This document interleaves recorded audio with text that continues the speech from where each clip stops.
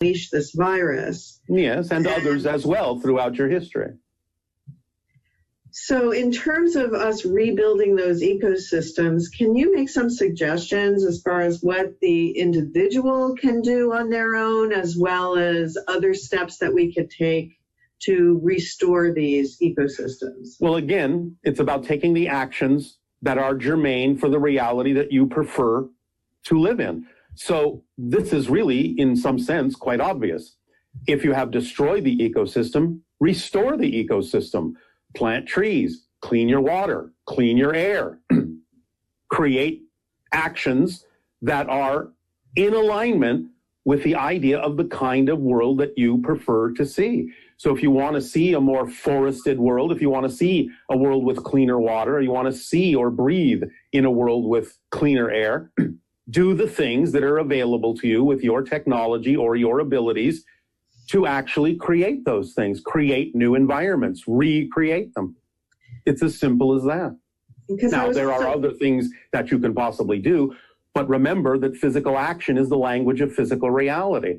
Therefore, the more you can actually physically do to recreate those ecosystems, bring them back, restore the world to a more natural state in all the ways that you can, find sources of energy that don't pollute, create them, spread them out over your planet in one way, shape, or form. All these things can help you begin to reach out, begin to make more connections with others, share ideas, open up your imaginations for how you can create new societies, new systems that have less impact negatively upon your planet. In some senses, many of you are beginning to do this, but the idea is keep doing it and do it in greater and greater ways, with more and more people who are excited about restoring your world to a state of balance. These things are relatively obvious. Just do more of them. I don't know how that's transmitting right now, but suddenly around me, there's all these horns honking and everything. Trying to get your attention. Oh my goodness.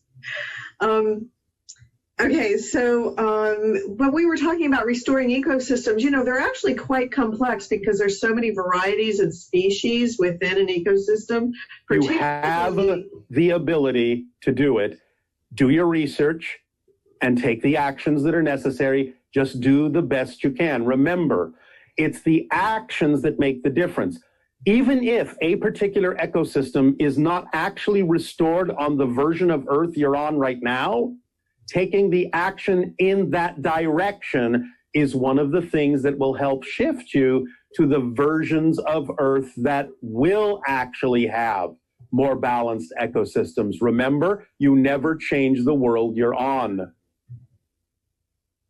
Right, and who knows what that path will lead to if people are trying to rebuild an ecosystem. So many things can happen in that process, as interactions between people, interactions with animals, many things that we can't even imagine at this point. But just follow the formula and take the actions, and you'll shift yourself to versions of Earth that are more and more representative of the idea of balance. And don't forget, it's not that you live in nature. You are nature. So balance yourselves as well. So another question that's come up around this is the idea that it's a virus, not a bacteria that we're dealing with, and the idea that viruses have consciousness. Everything is made of consciousness. It just depends on how that consciousness is expressed. It may not be expressed in the same way that a human or a dolphin or any other animal expresses consciousness, but nevertheless, there is an expression of it. It's just that it's going to be a very foreign or alien version of the expression of consciousness that you may not necessarily be able to relate to exactly. It's interesting because a lot of people have expressed the idea of they want to communicate with the virus. They want to get to know it. They want to create homeopathic ideas of how to work with it. Is this sensible in the sense of... It can be if it is not done out of fear. Again, remember, everything is about resonance. It's about frequency. It's about vibration, including communication with different forms of life or even inanimate things. So the idea is to find the frequencies that will allow you the best opportunity to commune with it in a way that isn't detrimental to yourself. Again, you'll be creating what you might call a safety zone by creating a simulacrum, a third reality in which the communications take place, so that your reality directly is not affected by your decision to alter your vibration in your respective reality. Altering the vibration in the third reality to allow for the communication to occur is like having a communication in a safety zone. So I know, like, from a shamanic perspective, the idea of communicating with DNA and with plant medicine and just, communicating with plants, does that open you up to bringing that energy into your body? Or that's what you're talking about by creating a simulacrum? Yes. You have a buffer so that you can communicate with an energy such as a virus, but not at the same time invite it into your physical being. Correct. It's like communicating through an airlock. Now, here's something else to understand about the idea of creating what you might perceive as an elimination of that particular expression of a virus in your reality altogether. And this goes for any kind of disease as well. Many people are beginning on your planet to explore the idea of using resonant frequencies in order to allow them to mitigate the idea of disease-carrying organisms or disease-causing organisms. But the basic secret of that, the basic clue for using frequencies in that way is, A, find the frequency of the organism itself, and then simultaneously, as you are embedding the organism in its own frequency, if you embed it in a harmonic of another frequency 11 times greater, then that organism will actually cease to thrive in your reality. Okay. Thank you. Yes. As I drop any and all of my fear-based thought process and beliefs, what will my experience be with regard to my family members and my close friends and my children who may or may not be able to do these things? Particularly, I think there's a concern about people's children, like they can't understand this. How will the children come with them in this? All right, well, maybe they will and maybe they won't. First of all, you have to understand that if you accelerate yourself, you will probably then be capable of having the inspiration and imagination to know how to communicate to your children in ways that will allow them to understand these concepts as well, and perhaps then make choices to go along, to shift along with you. That's number one. However, number two, you still have to treat children as individuals, as conscious beings that make their own choices and have their own life path. So the idea is that, yes, there may be situations where different individuals, be they family members or relationships or children, may not ultimately be capable of making the same choices and creating, or at least projecting, versions of themselves in the reality that you are going to. But again, you have to allow them to make their own choices. All you can do is accelerate yourself so that you have the greatest capability of teaching them how they can do so for themselves as well. And this goes for anyone else. You become a living example. You know exactly what to say. You understand these principles clearly enough that you can pass them along, and then give them the best opportunity, as we have said, to practice these principles so they understand how to use them, to understand that they're self-empowered, to understand the consequences of their choices, so they can make mature choices as they grow. And they will decide in that sense then where they truly need to be. But that's as much as you can do. You have to trust the whole process, that even though someone may be born to you as a child, they're still a separate individual that has their own path. And sometimes their path may not always include being in touch with you. Now, maybe they'll go out, maybe they'll come back in. It just depends. But you have to treat everyone as an infinite, indestructible being. And if somebody doesn't understand something now in this life, they'll understand it somewhere. Nothing is lost. Nothing is wasted. No one will ever be permanently lost to you, because on some other level, you will reconnect And perhaps on that level, you will understand more clearly why they took the path they did, and it will make sense to you at that time. But you will always be bound by unconditional love if you are unconditional in your loving. So the idea that what will come up for many individuals under the scenario you just described is their fear of loss, their attachment to other people and things like that, and possibly even holding themselves back or making a choice to not move forward because of the anticipation that it could create some kind of loss. Yes, and this is where you anchor yourself to a reality that you're saying you don't prefer, because you have a definition that there is such a thing as loss. Change your definition.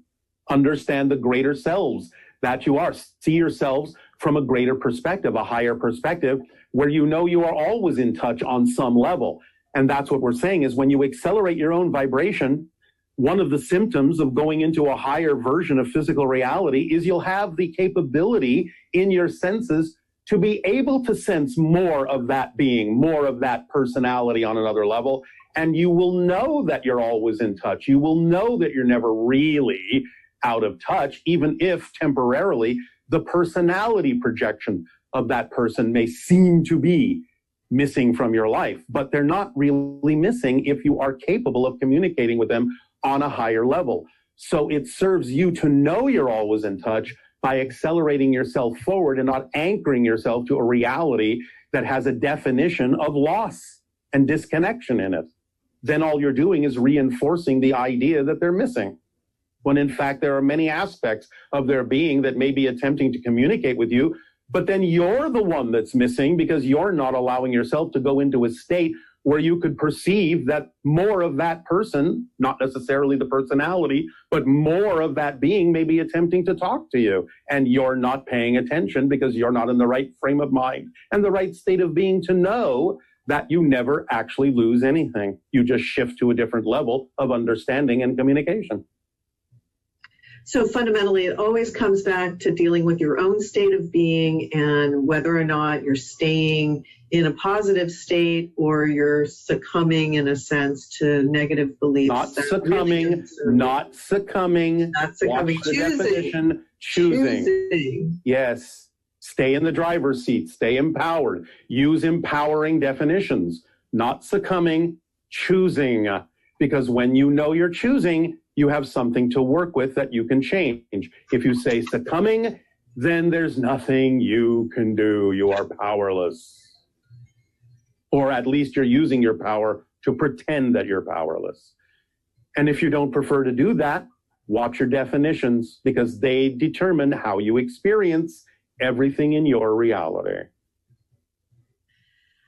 This question kind of ties into this also because someone asked if you can talk about the transition from helpless infant to fully creating adult and whether infants are actually helpless and is this a gradual transition and anything, that we can do to support our children in We're just going to give you a very brief answer on that. The idea again is that yes, of course, in terms of physical reality, obviously children that are very, very young need the support and guidance of the adults. But the idea, again, is in allowing them to become powerful, mature adults, you must allow them at whatever age seems reasonable to you to first and foremost not pick up from you telepathically the idea of fear-based beliefs. So be clear within yourself as best as you can so you don't pass those ideas of fear along to them. Then again, as you are able to teach them using your own imagination, the idea of in a safe place that your imagination has created for them physically, teaching them through actual actions the consequences of their choices, teaching them that they are as powerful as they need to be to attract whatever they need in life without harming themselves or anyone else, and adapting any lessons in physical reality you believe are important for them to learn, adapting them to their excitement instead of dampening their excitement to fit into the lesson. These three things can empower a child to become a mature adult very rapidly because they're already an eternal being. They're already a high intelligence. And in many cases, remember that young children haven't forgotten as much of who they are. And therefore, they can actually be great teachers for the so-called adults that may themselves simply be children in the process of maturing. Like around the 80s, or at the 90s, I guess, it kind of declined, the interest. And then it's changed now to what now it seems to be reviving again, I guess. These things will always go in cycles, but it's not so much that the interest declined in any particular period. It's just simply that you became used to it, which is the point. Because it's all part of the acclimation process for open contact. To present many of these things to you, allow you to sort of absorb them, get used to the idea. It may appear as if interest has waned, but it simply goes to the core groups that are maintaining investigation into these things. And when more information and new information then comes out, it may appear that the interest is rekindled. It's not that the interest has declined. It's simply that at a certain point, your society has gotten used to it and allowed it to become something more normal. Therefore, there's no real reason to call it out as anything different until something different happens. Do we also go through cycles of sort of disenchantment with magical thinking? The idea of what humans are capable of, or there might be other beings. There can be cycles like that, but again, remember that these are only the result and consequence of fear-based beliefs. So you may have to go through these cycles to face those beliefs and bring yourself back into the realization and alignment that everything, in a sense, is magical, which doesn't mean it's unscientific. There's really no such thing as supernatural. There isn't. Everything is natural. It's just that it might be nature you don't understand yet. Right. And, before, the idea that you could walk into a room and flip a switch and have electricity light your room sounds like magic, right? Yes. But as you referred earlier to the author of your 2001 story, he has a famous quote, and that is that any sufficiently advanced technology would be indistinguishable from magic to those who don't understand it. Which is so exciting. Yes. It really is a more magical future that we're moving into, but it's not that it's the antithesis of science. It's just expanded. Exactly. Because again, there's really no such thing as the supernatural. It's all natural. So how is open contact beneficial for us? How would you like it to be beneficial for you? Making new friends? Expanding your family, learning new things, creating more capabilities in your society, expanding your imagination, creating more inventions, interacting with different cultures in a variety of new ways that will expand your understanding of existence and life and many other things. And the same exists for us. We each benefit. Our family grows.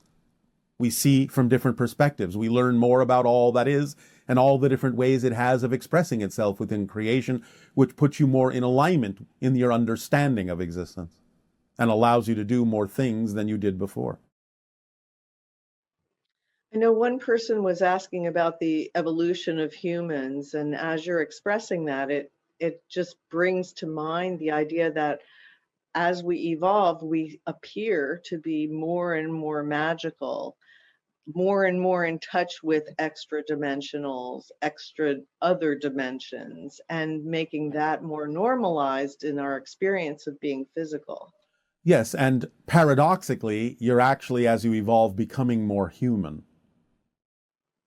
Because we have more compassion and we're not expressing the negative fear-based perspective as we were in earlier times in our civilization. Yes, and the idea also of more pondering of contact has rewired you in a variety of ways that actually gives you more capabilities than you used to have thousands of years ago, physiologically.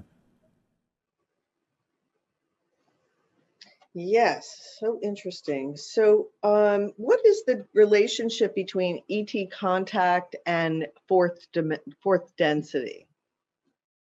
Well, the relationship is a directly proportional one because we represent a higher frequency of physical reality.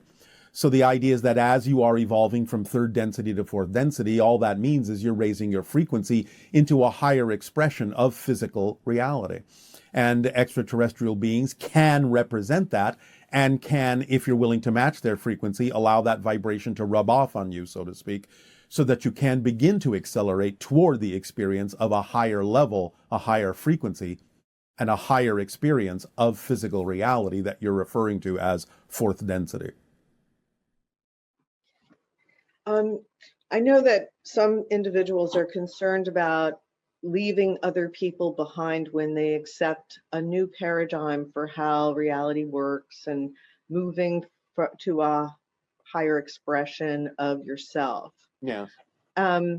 So I believe you might have talked about this idea of sometimes the people remain in your reality and they are different.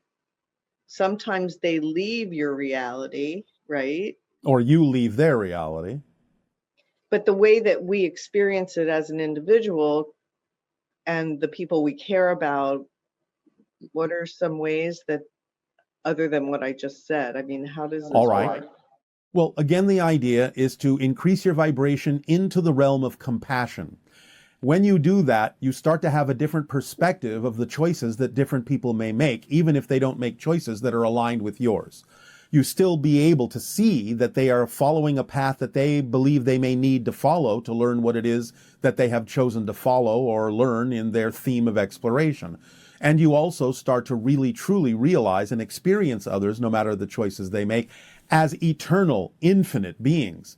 Therefore, there's no hurry and there's no rush that they should match your vibration and experience the same reality that you do at this particular moment. They will learn what they need to learn in their own good timing. So the idea is to know that as you change and take yourself to other levels and other parallel realities and other versions of Earth that may not necessarily be vibrationally compatible with what they are choosing for themselves, thus giving you the appearance of leaving them behind or them disappearing from your life, you still have to know that we're all interconnected, that we all have our own paths, and you can have the compassion to let them walk their path without thinking that there's something wrong in them doing that. You will eventually always meet up again anyway. It actually is so similar what you're describing to the idea of losing someone through death and being willing to accept that they made that choice and that for their timing and their reality, that's what they needed. And that a lot of our resistance to someone leaving that way is the idea that you can't communicate with them anymore, you can't physically feel them anymore, and also that you're actually crying for yourself because you feel bereft that they left you, I guess, in a sense. Yes, but you will eventually not look at it that way anymore. In fact, the paradox and the irony is that the more you get used to the extraterrestrial vibration, you will also find yourself getting more in alignment with the vibration of spirit, and therefore you will see that there's a great deal of similarity in the dimension from which we operate and the dimension from which spirit operates. There is a lot of similarity between the vibrational frequency of certain extraterrestrials such as ourselves and those beings you call the spirits of the dead. Therefore, as you get used to us and perceive us more, you will perceive the dead more often as well and learn that you can communicate with them just as easily as you will learn to communicate with us. So this kind of, shall we say, to use your language, gives you a twofer. A 2-for-1. Learning to communicate with us and matching our frequency will also allow you to match the frequency of the dead. It is actually fascinating because if you love someone that's died and you reach out and connect with that energy over and over again, it actually trains you to be more capable of interacting with other beings in other dimensions, such as ETs. Correct. It's great. So it's actually a gift when someone you love transitions. They're actually bringing you much closer into the contact with spirit. Because you are attempting to connect to them. Therefore, you're reaching out with your energy and your mentality and your emotionality toward them. So it actually starts training you to reach out toward that frequency because you so strongly wish to remain connected to them.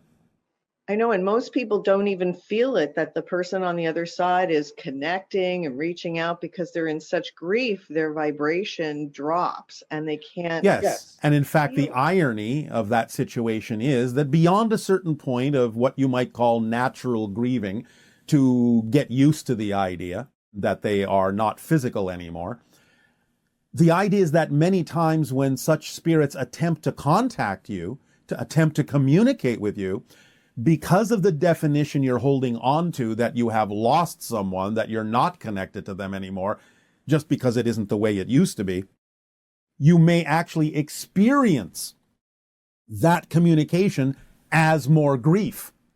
So sometimes when out of the blue you suddenly remember them, think of them, and start grieving and crying and being sad, that may actually be an indication that they're attempting to contact you, but you're interpreting their energy not as a communication, but as a loss because you're still holding on to that definition that you're no longer connected to them, that you've lost them.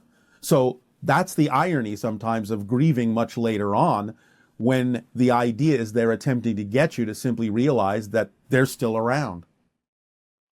Yes, it's the idea of resisting the change that they chose, and then not realizing that you have a new language to learn. If you want to talk to that person, Exactly. you need to open up to the possibility of the form of communication they choose.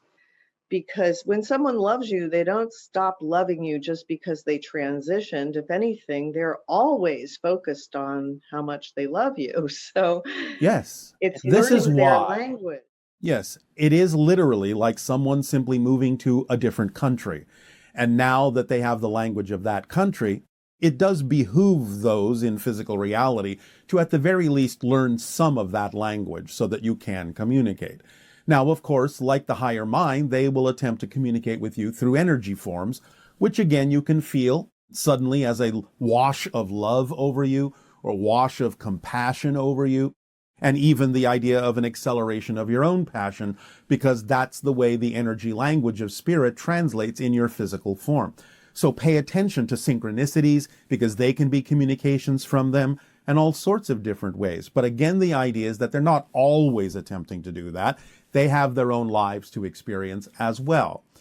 However, this is one of the reasons why your Shakespeare referred to the afterlife as the undiscovered country. It is literally just another level, another country, another culture, another reality, but it's still connected to the one that you're living in now, because remember, the one that you perceive yourself to be living in isn't, in a sense, anything but a dream. You are still in the spirit realm. You're just dreaming that you're not. So in many ways, there's not always a reason for those who have passed to contact the physical part of you, because they're already in contact with the greater part of you that exists alongside them in the spirit realm. They're not missing you because you're already there. Yes. A new chapter. Yes. I mean, it is a new chapter when someone passes, and all you have to do is accept the next chapter of that book. Exactly. It will be a fascinating read. A page turner. Now, when individuals start channeling and they have emotional imbalances, yes, let's see. Are you specifically referring to the idea of vocal channeling? Because again, remember, anytime you act on your passion, you're in the channeling state. So there are many expressions of channeling. Well, sometimes when people start channeling, they become overwhelmed and anxious and all of these kinds of things. And there's not a real clear sense of, is this another entity? Is this their consciousness? Yes, well, there doesn't have to be. The point is that those experiences, those things coming up within the channel, are part of the purpose of the channeling. It's not just about bringing information through to others and being of service to them in that way. It's also an opportunity and a process to allow the channel to clear themselves out of any belief systems that are out of alignment with who they truly prefer and need to be, so that they can be of greater service to others and bring through information that might be more relevant for them. So it's a dual process. It's not something that a channel should ignore in that sense. Anytime they come upon those feelings of imbalance or overwhelm, it's time to stop and take a look at what belief systems are causing that, so you can clear the way and allow yourself to become a clearer channel, a clearer conduit for the information that others may require. Described wands, magic wands, as being descended from earlier energy waveguide technology. Yes. And that now, during this time, what is a good tool, a good material to make a wand from? It can be a natural material, but the most important thing, whether it's a natural material like wood or something that has been fashioned as a conductive material like copper, the idea is it's the proportions that are important. The idea of the ratios, the idea that the waveguide is actually indicative and representative of certain wavelengths and frequencies. Here's the thing to understand. There was a time when individuals on your planet in ancient cultures understood how to amplify the electromagnetic field around your body in a certain way. This involves the idea of understanding that there is, just above the layer of your skin, a few centimeters above the layer of your skin, there is a different kind of a field composed of very quickly spinning electrons. This is what many people typically call the auric field, but it's an electromagnetic field composed of electrons that are spinning at a very high rate of speed. Certain kinds of breathing and meditations can amplify the rotation of these electrons, amplify and magnify the effect of this electronic field around your body, electromagnetic field around your body. And it is when you have learned to amplify that field and get them all spinning at a certain frequency and in alignment with one another, that you have the ability to siphon off some of that energy from your body using these waveguides that you're now remembering as wands, and direct that energy for a variety of purposes. So if you're interested in contact with extra or with elementals, then using a natural material would be conducive to that. It can be, but again, it depends upon the person and how they relate to the idea of the wand, its proportions, and the material made thereof. So it will be an individual thing.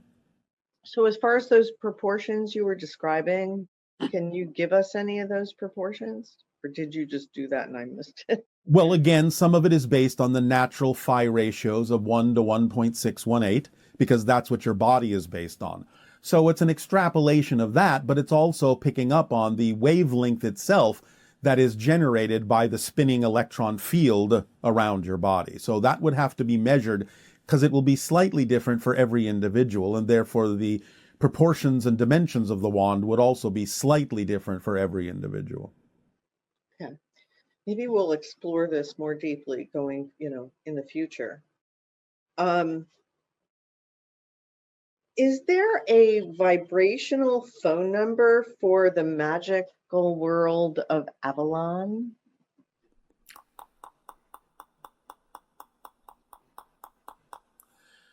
It is a green fleur-de-lis against a black background. Now, there can be some augmentations to this, but in general, an emerald green fleur-de-lis against a black background can, for many individuals, put you in touch with the vibrational frequency archetypally of what you are referring to as Avalon.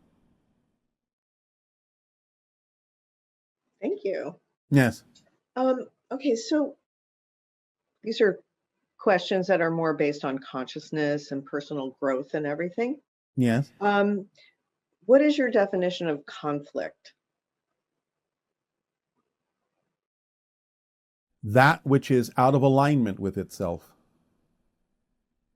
in a challenging way that allows it, if taken advantage of, to grow, or, if not, to descend further into conflict, until it is a pressure, until it becomes a pressure that forces individuals to go in a new direction.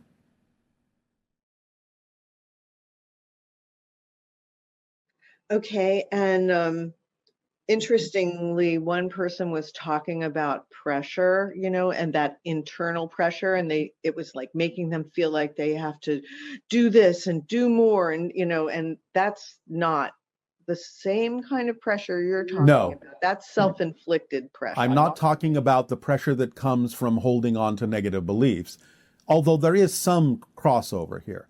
I'm talking about the idea of an energetic pressure that comes from being out of alignment. Of course, that's based on the idea of out of alignment beliefs, negative beliefs, but we're talking about something that actually begins to happen neurologically to you in a way that throws you off center, in a way that can keep you off balance, in a way that ultimately can make you choose to back yourself into a corner so that there's no other way out but up. Now, some people will not necessarily choose up, and they may continue to descend and devolve. But the idea, again, is that it is a self-created pressure coming from the idea of imbalance, misalignment within the energy of the self.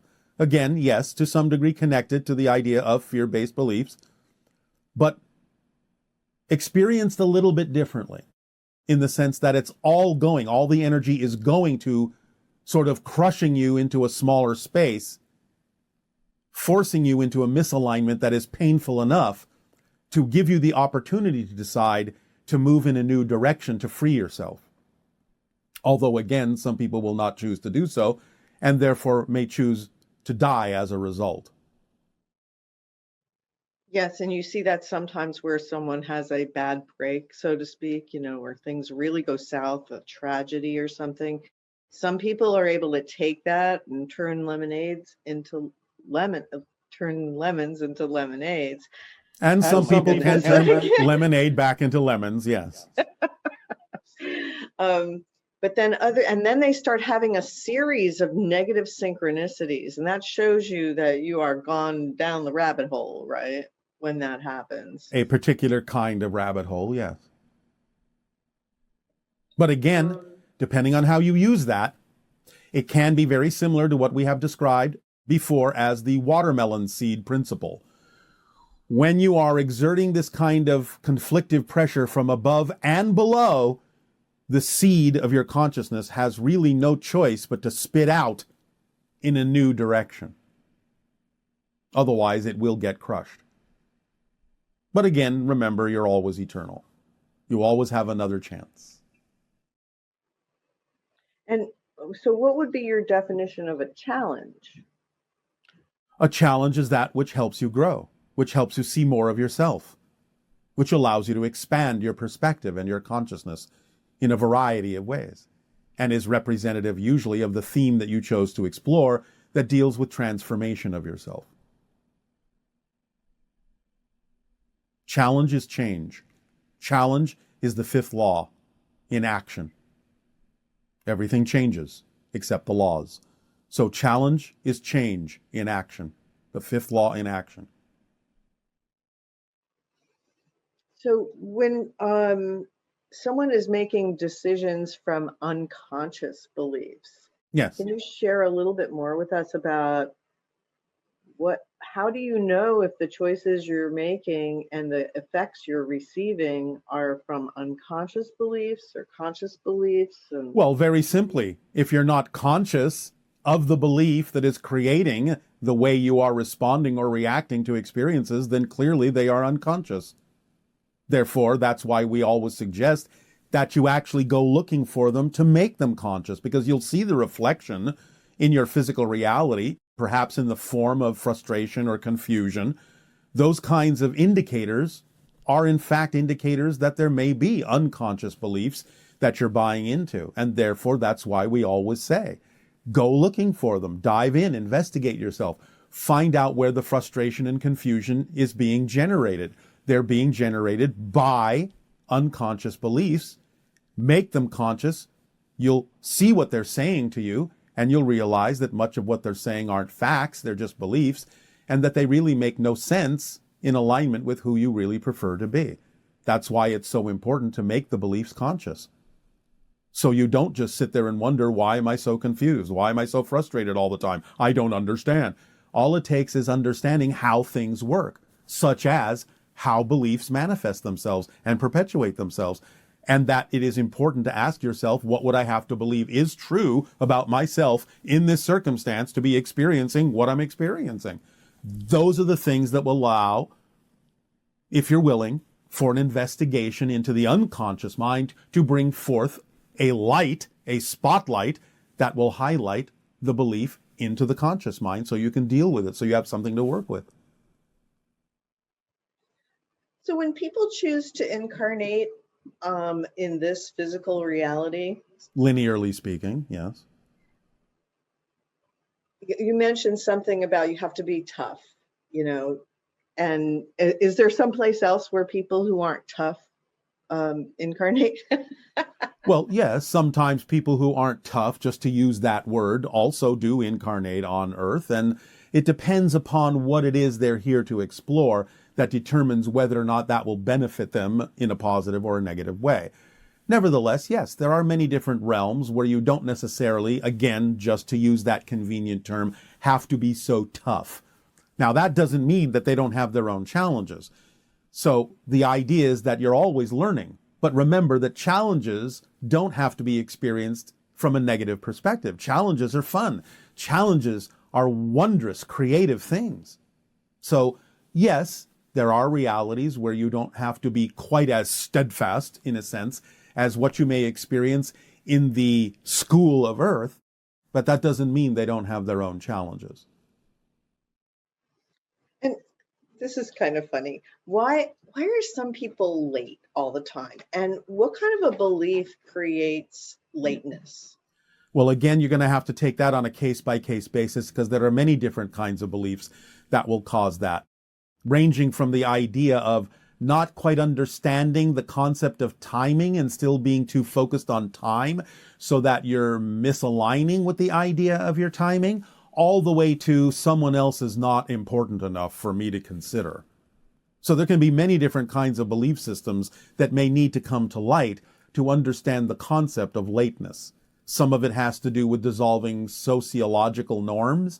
Some of it may have to do, again, with the idea of finding your own true timing in things and allowing that to align with the best timing for others as well. Some of it may be changing the way you allow yourself to make appointments. It just has to do with whatever that person is dealing with as their particular challenge relating to time. And also it has to do with the fact that time and space are becoming more plastic and fluid and dissolving, and you don't all know how exactly to handle that yet because you're breaking your physical reality down and may not really be fully aligned yet with the idea of how you can relate to the concept of the way in which space and time now need to be experienced in the way your physical reality is changing. So any number of different kinds of reasons for that experience, but you would have to explore it on a person-by-person basis. Thank you. And our last question. Yes. This heartfelt question from someone that is 15 Yes. and doesn't feel like they're themselves. And it's a very hard feeling to describe. It's like they don't have memories of a past life, or the universe was blank. Let's see. They just seem to be exploring the nature of alternate realities and this reality. And so when you're 15, your brain is developed to a certain point, correct? And there is a pathway to understand how to relate to this reality that causes less pain and confusion. And that's the formula. So for a 15-year-old, even for anyone, the formula is the way. And remember, because the formula leaves nothing out that's relevant, the formula and synchronicity will adapt itself to the age and abilities of the person. So do the best you can to act on your passion on every level, That may mean simple things too. Remember, it's not about just having one expression of the idea. Many people on your planet misunderstand the phrase, act on your passion, find your passion, as if there's only one expression. That's a misunderstanding. That's a false assumption that there can only be one expression of your passion. So don't proceed from that. Proceed from the thing that, and the understanding that anything you do, anything and everything, from the simplest thing like taking a walk or reading a book to a life-spanning career, can be done in the most passionate way. There is always going to be the way that's the most passionate way for you, that aligns with you, no matter your age or capabilities. So allow synchronicity to bring you the opportunities and act on whatever you can that contains even just a little bit more excitement or attractiveness than anything else first, and let that be your guide through life, because it will always adapt itself to whatever capabilities, whatever point you're at in your life. It will adapt itself to you, because that's how it works, because it leaves nothing relevant out. Otherwise, it would be pointless if it brought you something you weren't capable of handling. So the idea is that when you're 15, it's easier to follow your passion because you're more in touch with that often. Maybe. Again, it depends upon the 15-year-old and what they've been taught up to this point. But it's a good map for everyone because it really does turn on your internal GPS and Yes. help you find the map that is already within you. Exactly. Because you all come with that. And therefore, by following the formula of acting on your passion to the best you can, no insistence or assumption on the outcome, staying in a positive state so that no matter what happens, even if it's something you don't prefer, you can still, by extracting the positive energy from it, experience something beneficial and move on. And of course, at the same time, always investigate what you believe to be true about yourself at any given moment, so that you'll always be clarifying yourself and divesting yourself and letting go of those things that don't work for you as belief systems you may have been brought up with. So it's that process, and we have rendered that down into this simple instruction manual and formula for everyone at every stage. It works for everyone that way because it is representative of the very nature and structure of the existence that you belong to, that you're a part of. Yeah, you don't have to figure it out all at once. You just No. take it a step at a time. The process is the point. As many people on your planet have said, the journey is the destination. Whatever's going on right now in your present is the most important thing. There is nothing more important than what's happening right now. Deal with it fully, use it fully to your advantage, and you'll make room for the next thing to come in, and the next, and the next, and the next, and you'll feel more acceleration and more alignment by doing it that way. Invalidate anything that's there as if it's wrong or doesn't belong, and you make it stick because you haven't yet used it up for the reason that it appeared in your life. You can always use things you don't prefer in the way that you do prefer. They will always be capable of giving you a benefit if you remain in a positive relationship with it. Nothing happens by accident, no matter what manifests. Even if it's something you don't prefer, you have to know it's got to be there for a reason that could serve you. And if you stay in a positive state, you'll be able to use what you don't prefer in a way that you do prefer. If nothing else, it goes back to what we said before. Seeing something that you don't prefer gives you more clarity by contrast of what you do prefer. And that's a positive way to use what you don't prefer. So we thank you at this time for these interactions. They are all beautiful and creative and expansive. Now, by all means, you may proceed to lock them and crystallize them into yourself in whatever way, shape, or form you so desire by participating, if you wish. Misstep on one of these steps. Like if we look into a conspiracy theory or get into some religious, spiritual argument with someone, if we notice it, learn from how it feels and adjust, are we back on track, so to speak? Is there anything more we need to do if that happens? No. If you learn from it, then if you go back into the instruction in the way it was delivered, then you are back on track. So learn a lesson, learn why you may have desire to engage in that way, and then get back into the vibrational state as encouraged by the step, and realize that it's not necessary to venture that way again. Unless you do, then again, learn from it, learn why you chose to go in that direction. This can be used, like a lot of other things, to determine what your belief systems are and why you choose to do what you do. So if you use it that way, then you are learning, you are growing. But again, the idea is to realize that there is no need to do it, and that following the instruction more precisely will be to your advantage in creating the vibrational frequency that will bring you into alignment with contact and the interstellar alliance, if that is what you prefer. Okay. And in step one, you said not to engage in discussions about conspiracy theories in general. Given that the UFO cover-up has been considered as conspiracy theory, but is an actual conspiracy, would engaging in conversation about it be considered going against the rule of step one? No, because it is beyond theory at this point. There are too many witnesses, too many sources, too many verifications from many different people.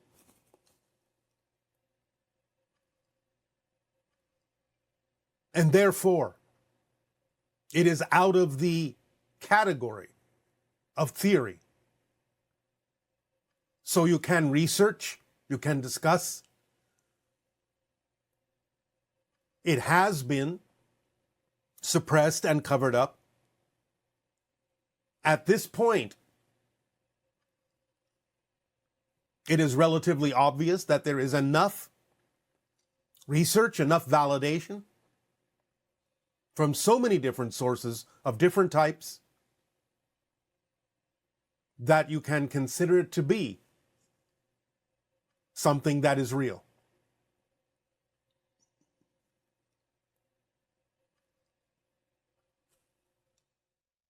And does watching videos or stories about true or not true conspiracy theories and stories go against the interstellar experiment? What I mean is, I enjoy watching these forms of entertainment without being emotionally affected.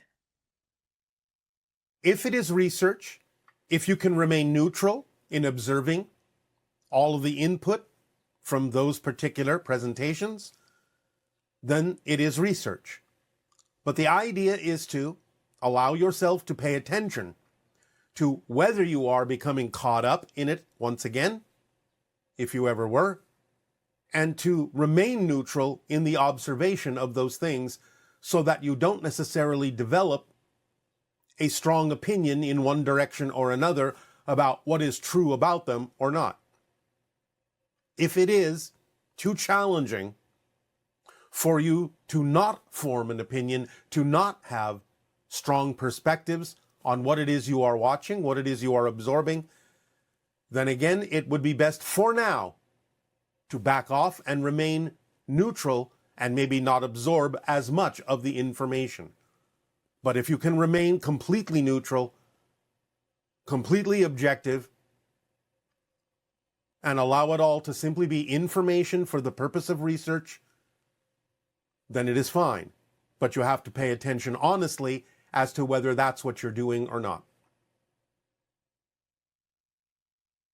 Okay, and because you will be discussing in step 3 writing letters to specific individual officials around the globe regarding disclosure of UFO contact, and in doing so providing specific wording for us to use, I would appreciate if you could also give us instructions for non-native speakers of English. Is it okay to translate the wording you provided into our own native language and use it in whatever ways you may suggest? And is it okay to share what I have translated with the people of my own country who would also like to join the social experiment, so they can also send letters to specific individuals?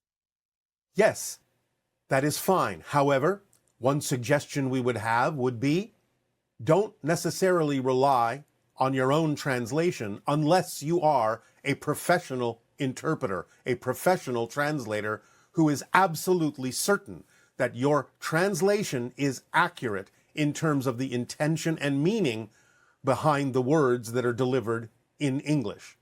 So you can translate it into different languages, but for those who are not proficient at the translation, then we would suggest that you find someone who is and ask them if the translation, or ask them to translate it in a way that captures fully the exact meaning of the original language. So if you can do that, and you can know that it is accurately representative, then that is fine. And also, one question that came up, some individuals may feel anxiety about being perceived as some sort of target, or part of some conspiracy or something in their land. And what are some suggestions for dealing with anxiety about, in a sense, sticking out or making yourself, I guess you'd say, a target or something like that? Well, this simply goes back to some of the original ideas we have discussed for many years. You have to examine your belief system and find out why you are perceiving this in a fear-based or negative way. If the idea is too challenging for you, then as we have said, it's up to you to decide not to be a part of the social experiment. As the word implies, it is a social experiment, which means it requires interaction with society. So if you find that too challenging and are unable to let go of any fear-based or negative beliefs you have surrounding your participation in this social experiment, then don't participate. Otherwise, get in touch with your belief systems as to why you believe that it would be a negative thing to move forward in this way, and learn to let them go. Learn to let those beliefs go. Learn to transform them into something more positive so that you can be coming from your self-empowerment, your indestructible core. But again, as always, it is up to you to decide whether this is something that you are capable of participating in or not. And also the idea of, I guess, thousands of letters going out all over the planet. What do you anticipate would be the reaction from administrative levels of our planet to that kind of thing, onslaught happening?